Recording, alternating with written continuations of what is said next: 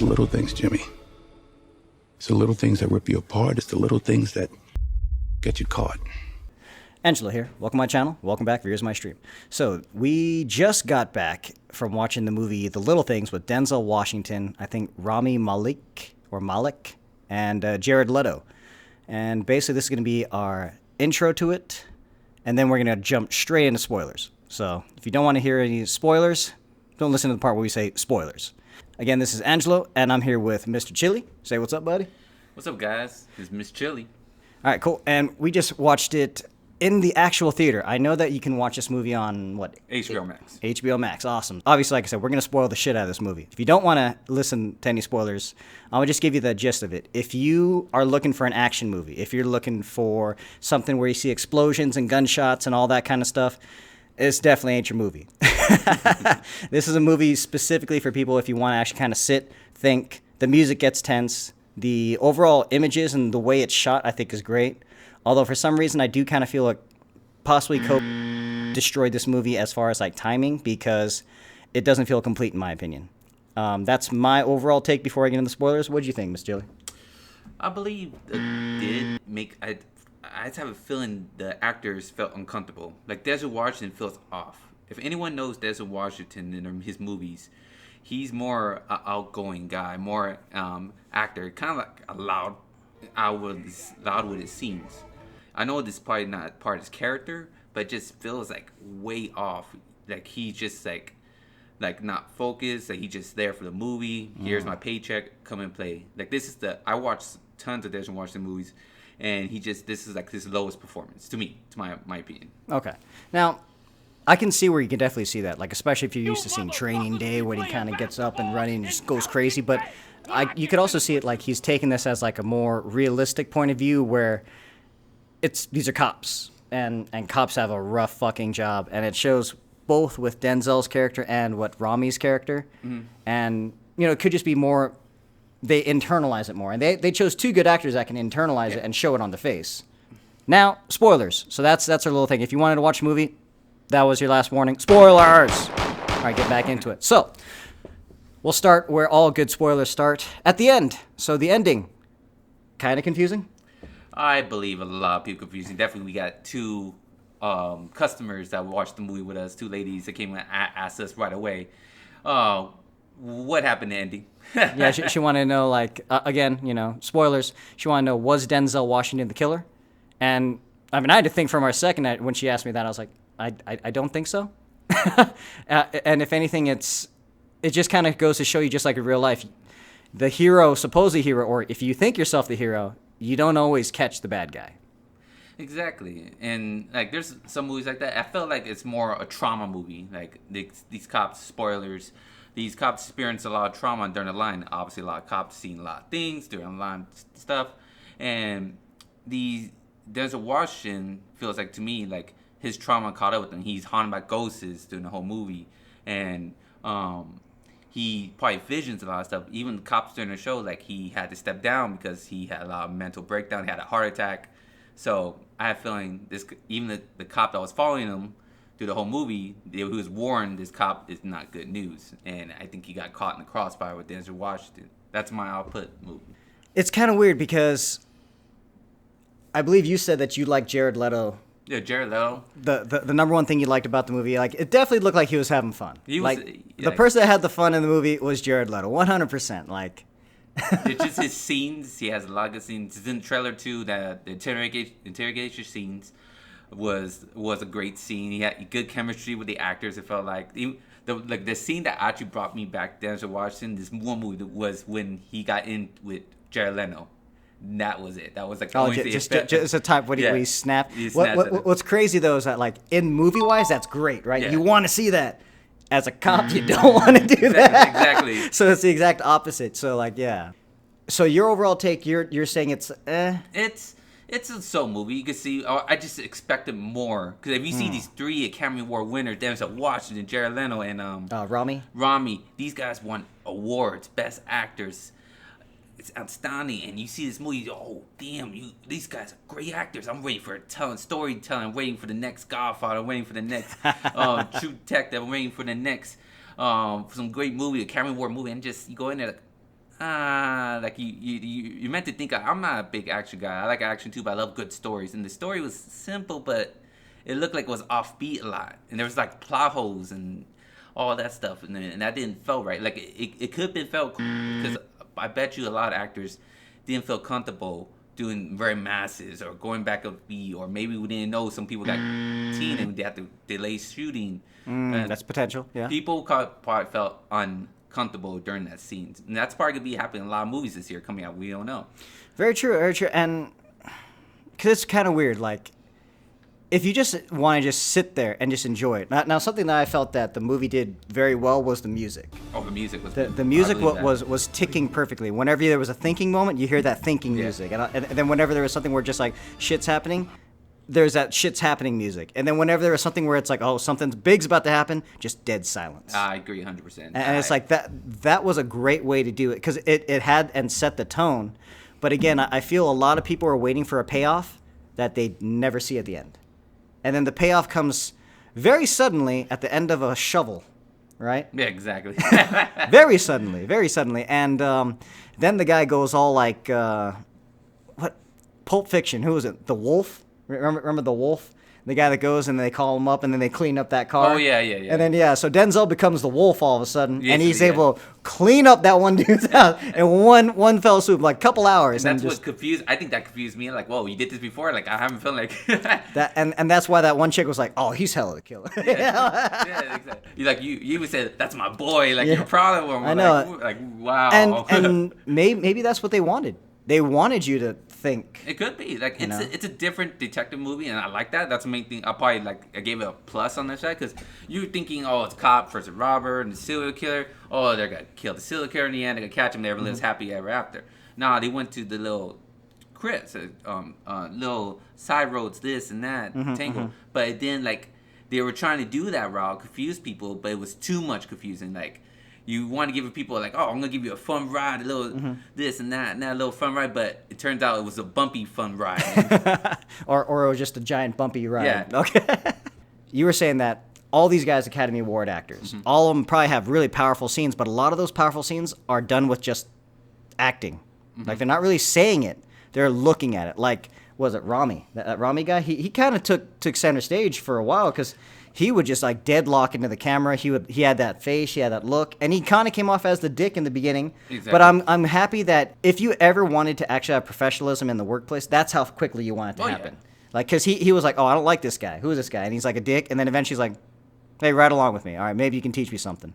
You start hearing stories of him. Yeah, and then he's like, okay, all right, you know. But prior to that, he was like, who the fuck's this guy? Who the fuck is that guy? And then, so in a way.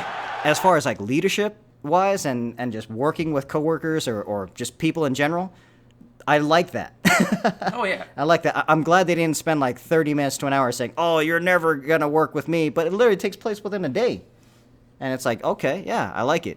And I kind of felt in a way they kind of brought in like, what was it, the Equalizer character of Denzel Washington, real quick. Exactly. They brought him in as soon as he like changed his clothes. Yeah. And then. Something I enjoyed about the movie, too, was that they didn't treat you like a complete idiot.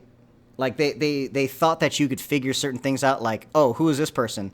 And then it's like, okay, we'll kind of stick around for a bit. Oh, okay, that's who that person is. Or like, oh, who's this lady? And then through the things he says and the dialogue, he tells you, like, oh, this is his ex-wife. Yeah. Oh, she remarried. Yeah, you could tell common sense. Yeah. Like when you speak to the woman outside the house and talk about their two young girls, obviously you know, because he said before that scene, he says, oh, when he went to his friend's house, he said that, oh, I have two young girls, I'm divorced, obviously, common sense.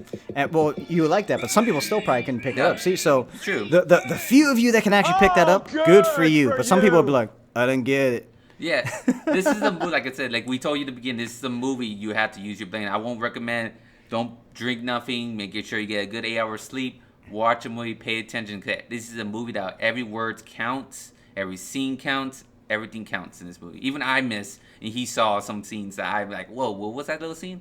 You can explain it to me, and I caught on. The main thing that he was questioning is that also, since we're starting at the end, the last thing that he's burning of all of Jared Leto's stuff, because he got shoveled, you know, to say the least. It ain't no Mystery Men stuff where you hit somebody with a shovel, they just go, oh, I'm down for a second, I'll come back and be fine. No, you're dead. D-E-D. Dead. typically, especially straight to the head, to the temple. Yeah, yeah. Jared Leto, a.k.a. the Joker, he's dead. Well, He ain't come back for no part 2. Yeah, I mean, well, maybe he died and then he got buried and turns into Michael Morbius later. That's what happens. True. I mean, this is the beginning of Morbius. But, yeah, at the end, throughout the dialogue, they were talking about the still missing girl. I think Rhonda was her name. And she wore I thought they were saying beret, like a beret that like Jill Valentine wears in Resident Evil 1, or that Flint from G.I. Joe wears, that red beret, because they kept talking about a red beret. And I'm like, what the fuck is a red beret? Do they not know how to say beret? It's fucking French, right? But then, at the end, you see a beret, which is like a hair clip. I'm like, oh, Jesus, fuck, I don't know these things. But then, at the end, he was, Rami Malek's character, I think Baxter, he was given a manila envelope with that beret in it, and it slid out, and then, he's looking at it, and the note said, no angels. Basically, it's like, no one's a perfect angel, and if you keep searching for angels, you're only going to find demons. Prior to the movie, the lady said she always wore a red beret whenever she ran, and all the time, to hold her hair up. And then Rami, or Baxter, was asking Denzel Washington's character, hey, if you find me did you see a red beret in there? And he's like, if you gave me 5 more minutes, I could find you it. And then the whole thing about it is that then at the end he slides it out because he still doesn't know if he killed the actual killer. Because, now he's a cop. You're not supposed to kill people. You're supposed to uphold the law, protect the innocent and everything. And the innocent until proven guilty. And then he's sitting there and he slides it out and he's like, okay, maybe that was the right guy. And that's something that, MrChili missed. But after I explained to him, he's like, oh, okay. Because now you see at the very end, he's burning the other clip of 4 that he probably just bought at a gas station or something like that and sent it to his buddy. And then just kind of to make him peace of mind. Yes. Because otherwise, you could see Rami's character. Like I said, that guy has that 1,000-yard stare. He's just gone. He is lost in his thoughts. He doesn't know what the hell's happening. And closure, I guess, is the best way to say it. He just now he knows okay, that had to have been him, and then he can kind of possibly sleep at night. It's not going to help when other possible killings going to happen, and then it's oh well, shit. But maybe there's 2, But hey, in the meanwhile, he has some sort of peace of mind, and yeah, hopefully he can get over it. Otherwise, he's going to be a shell of a man, kind of like what happened to Denzel.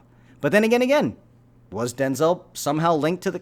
I don't know. I still don't believe he is. I don't think he is. But I believe we're looking for, he mentioned in the movie he was hunted by ghosts because he was a part of this investigation a while back as well. Yeah, 5 years. Yeah, 5 years. The same crime, same incident, and all that stuff. But during the incident, during the crime scene, a girl popped out and he shot her. Same thing Jared died by a casualty. He didn't mean to kill her, just he shot her and he covered it up. Typical cop. Mm-hmm. Wow. Typical cop. Cover it up, and he's been haunted by this. And he's haunted by the case. He never solved it. So he's seen ghosts. He's seen these dead girls walking around. Mm-hmm. He's talking to them. He's trying to solve that case, and he was hoping to get another chance because the same case, same scenes. And he thought this is what I'm thinking because it's all in his mind because he's the one that sees these clues that he go investigate Jared Leto's character. The box. There was a silver box that had a bunch of papers and scenes like trophies. It looked like trophies. It looked like he was a trophy hunter, right? Trophy hunter. Like Predator or something like that. It's funny because after the end of the movie, after he killed Jared Leto, he goes back to his house and he finds this silver box. The same silver box when he saw all the trophies in, and it's empty. And that's what got me. I was like, okay, maybe he just seen it. He want this so bad to be General. You're the guy. That's what he even told him before with the cop. That's true. You are the guy. He's the guy. And then he just realized he went back to the house like, nope. We just did all this because, and he followed me because he believed me. Like he was a criminal. We wanted to catch the guy, do the right thing, and he messed up, and I helped him messed up, and that's why he left and he tried to help him. That's why I believe. And what's sad is that you could actually say that this Jared Leto guy, obviously he's an antisocial. Yeah. Obviously he doesn't have that many friends. Obviously he probably gets picked on by a lot of them chicks. I mean, he was buying the prostitutes on the corner, burgers and stuff. But I mean, nice guy and everything. But even he was trying to get the attention of the cops. The detective, yeah. No, and the drive-through. Yeah. When he got the burgers, have a nice day. He's very awkward, and I think he had fun playing as that stupidly weird, awkward guy. Oh yeah. And You can tell 100%. Like, he has, like, that stare, too. Like, he could be a serial, like, he just looking at you. It's like, Yeah. oh, shit. Like, he has, like, that crazy stare. yeah, but instead he could just be a fucking stupid crime buff weirdo guy.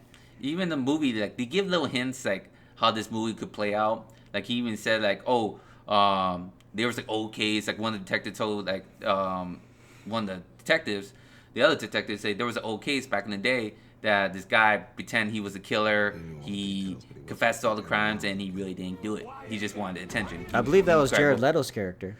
No, it could have been?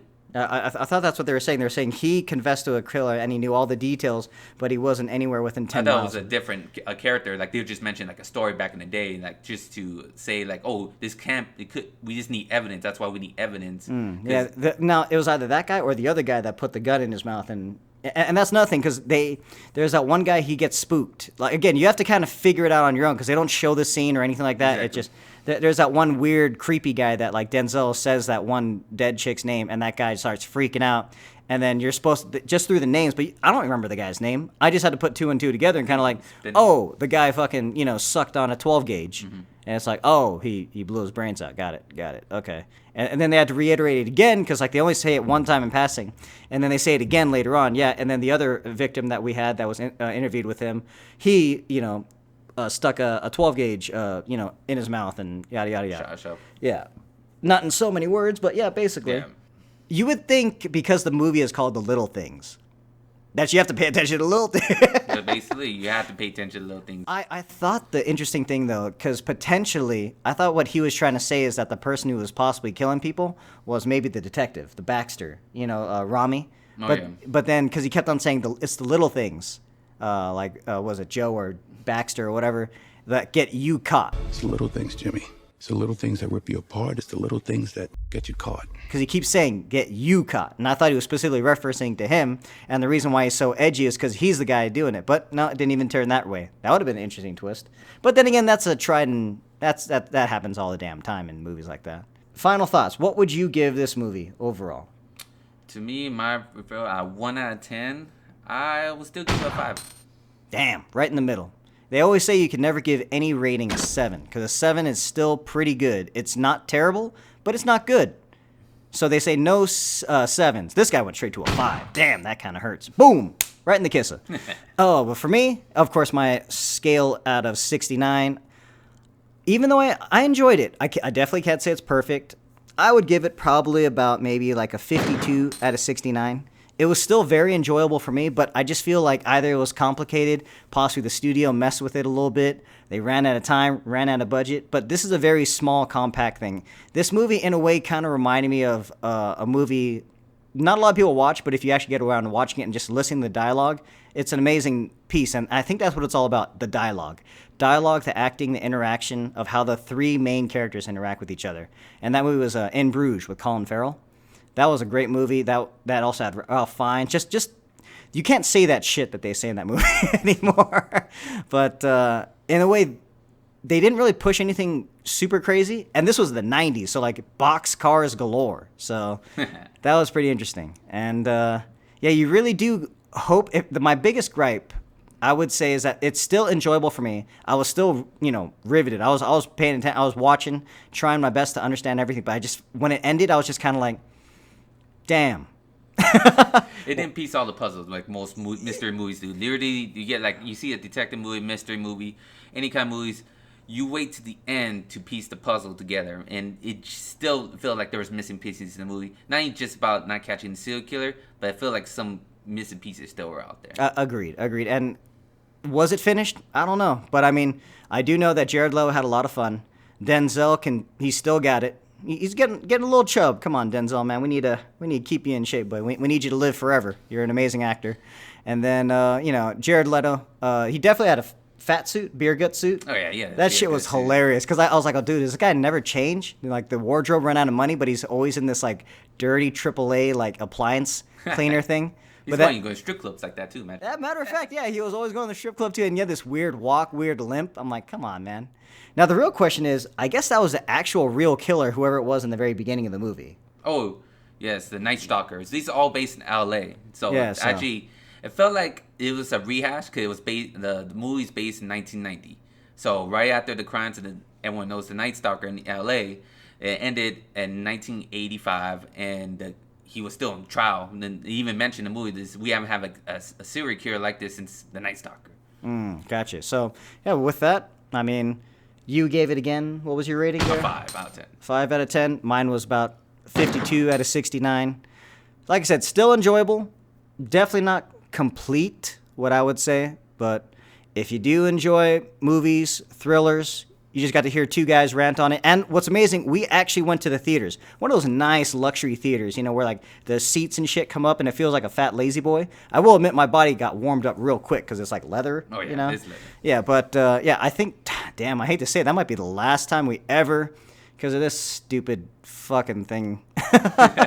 But yeah, I mean, because of that, you know, I might have been the very last time to get to actually go to a movie theater. So I recommend Final Cut. Would you pay the full price of what was it, like 15 something? 15, let's just say $16 to watch this in the movie theaters again? To watch it again, I probably would not, most likely. Gotcha. Not watching it again in movie theaters, nah. I mean, for me, I would say if you could still watch it in movie theaters, at like a matinee price. Cheaper price, sure. But it's going to be tough, like that full price thing, just because I'm not sure exactly they wanted it to end the way they wanted it to end. Just one of those things where the studio, I just don't feel it was 100% finished the way that they wanted it to be. I still recommend people go see this movie because I love to see other people's reaction to this movie as well. Because, like I said, we probably missed something, and we probably missed some sort of stuff in the movie, so it would be nice to know, hey, maybe you didn't catch this on, catch that on. And it's on HBO Max too. If you recommend watch at home, go for it. Matter of fact, yeah, after he said that, it's like everything, what, Warner Brothers is going to be on? And all Warner Brothers movies coming on HBO Max. Jesus. Some movies I recommend go see in movie theaters, like King Kong vs. Godzilla. I believe that should be a movie theater experience. That's going to be loud as shit. But there you guys go. So again, final one, the score for MrChili. 5 out of 10. And for me, 52 out of 69. So that's it for guys. Let us know in the comments below what you guys thought. Did you watch it? Did you care about the spoilers? We basically spoiled most of it. But like I said, it's still a great movie. Still check it out. And I felt this could have been a Netflix series better than a movie. I totally believe it. It felt like if anyone see the movie TV show from HBO, True Detective, this would have been the exact replica of that. Well, there you go. I haven't, but there it is. So there you guys go. This is Angelo, and This is MrChili. thank you guys for watching. We'll see you guys out there. Later. Look at this guy just rocking out with his leg over here. Just rocking out with that music.